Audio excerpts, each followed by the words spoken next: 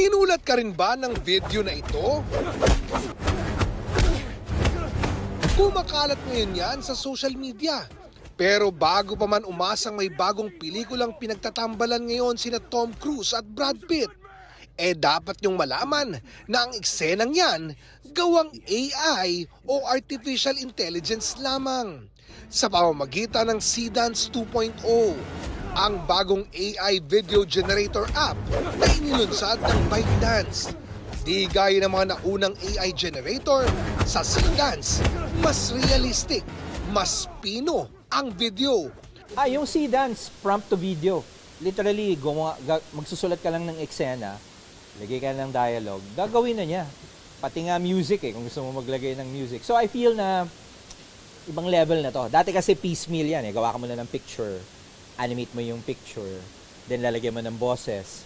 Pag pinagtagpi-tagpi mo yan, minsan medyo wonky yung labas Pero napadali man ito ng gusto ang paglikha ng mga makatotohanang video, may kaakibat din itong peligro. Ang naglalaban naman dyan is, on the one hand, dinemocratize mo na yung tool. Anyone can use it. Pero that's also where the risk is. Mataas din yung chance na people will use it for many things like fraud, identity theft, politics. Yan yung kinakatakutan ng mga tao. Just like any digital media or creative tool. Pinaka-vulnerable daw sa pang-aabuso sa teknolohiyang ito ay yung mga personalidad. The risk of identity theft. Kunyari gamitin sila sa mga scams. And this has happened to journalists, for example, or actors na biglang may ni-endorse na silang product na hindi nila alam. Ang Walt Disney Company nga, nagpadala na ng cease and desist letter laban sa ByteDance, kaugnay sa kanilang AI video tool na Seedance 2.0. Sa ulat ng Reuters, inaakusahan ng Disney ang kumpanya na gumamit ng mga copyrighted na karakter mula sa mga franchise tulad ng Star Wars at Marvel Cinematic Universe nang walang pahintulot.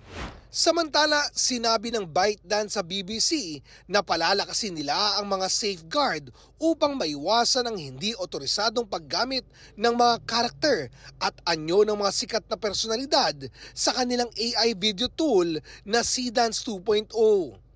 Ang tanong, may paraan ba para ma-regulate ang mga ganitong klase ng tool? Ang nagiging parang solution ng government is to ban or to block.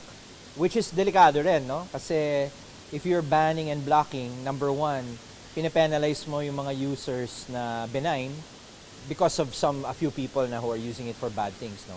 Walang pinag-iba yan sa sabihin mo you're gonna ban the internet or you're gonna ban Photoshop. Hindi naman pwede rin, no? So I think yun yung balancing act na kailangan natin dyan sa mga bagay na yan.